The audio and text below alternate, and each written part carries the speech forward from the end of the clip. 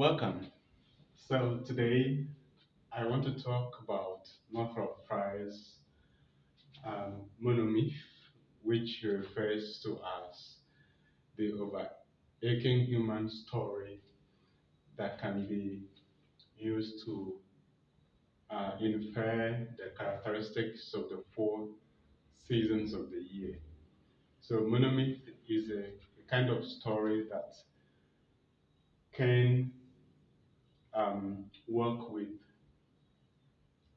people across cultures and across time. People across cultures and time could identify with Monomyth because it is the story of humanity.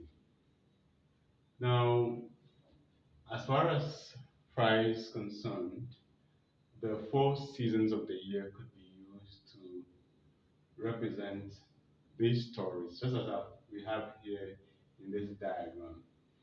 Now, I made this diagram based on how Breslau 1994 has described the Monomyth by Frye.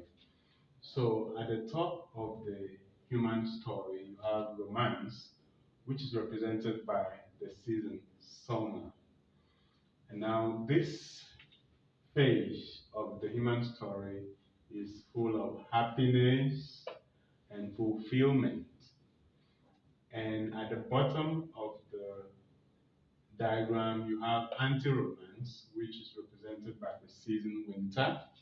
And this story is the opposite of romance because it is a story, it is a winter story. It is a story of bondage, a story of fear, frustration, imprisonment, and so on and so forth.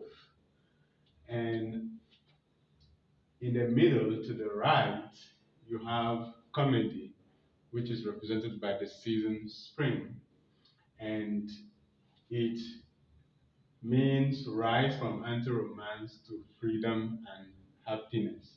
The story where an individual or a people um, rises from bondage to happiness and freedom.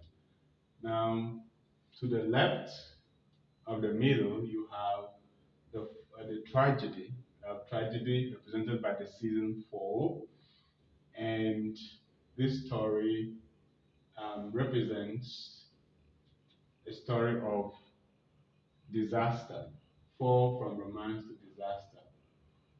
And I appreciate Frye's story because most stories could be interpreted from this perspective. For instance, if you take Things Fall Apart um, by Chinua Achebe, Okonkwo's story could be told based on this monomyth by Frye.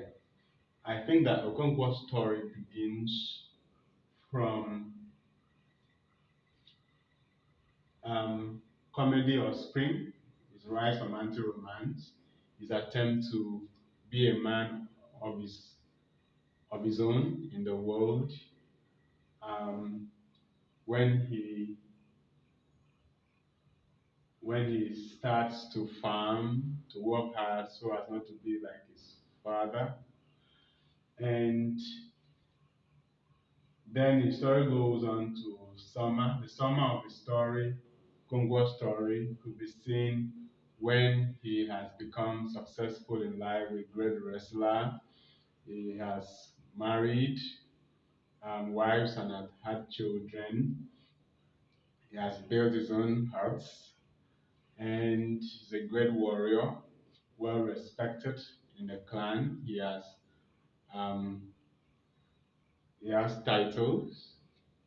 That's Congo's summer story. And of course, Okonkwo's anti-romance could be seen right from the time when he killed Ikemefuna. That's where his anti-romance begins. Um, this is my interpretation. You could have yours. And from there to when he kills um, a boy during a funeral, the funeral of the oldest man, Monomyth, and he has to be banished. And that is his winter story. To his tragedy and fall, when he returns to Mafia and the white man has already come and he cannot manage the changes very well and commits suicide after killing the messenger. So what I have done is that I have remodeled this monomyth by Frye to talk about the African story. So I have mapped the African story um, on this, based on this Frye's monomyth. And I am using the African season, for instance, for African story, we have the benign dry season at the top, that's a romance. And this captures our pre-colonial African stories. Um, they are full of happiness and fulfillment, joy, because we lived uninterrupted, without any foreign interferences, and we enjoyed our communality. And so this is really a happy phase in the African story. And then we have malignant dry season. This is an anti-romance and it's used to capture the colonial encounter. It's used to capture the colonial encounter. This story of an anti-romance is full of slavery, bondage, colonialism, um, and all sorts of sadness. And after that, we move on to our benign wet season. Benign wet season. You know that the reason I use benign and malignant is that there's there are times during the dry season that you actually enjoy the season because even though the sun is um, shining high in the sky, you are still happy because when you go out, you have breeze blowing. But there's also the harsh part of the dry season. That's why I call that one malignant. So even when in wet season, when you have rain, the rain could be benign because it could help you have water, um, help the plants to grow. But there's also malignant one that could actually destroy things, the storms and the hurricanes and everything. So I hope you take note of that. So we move on to the benign wet season, comedy. This is the phase of nationalism in Africa, the nationalist struggle for independence, the gaining of independence, and the optimism that when we had independence, all will be well. So that story is represented there. And to the in the middle to the left, you now have a malignant wet season. This is a tragedy. I think that this is where we are in our story as a people in Africa. And this story talks about post-colonial disillusionment, neo-colonialism, disappointment, pessimism, which characterize milieu at the moment.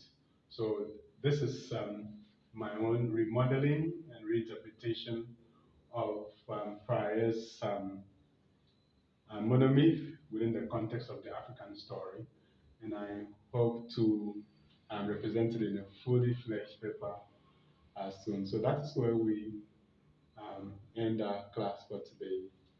See you next time. Bye.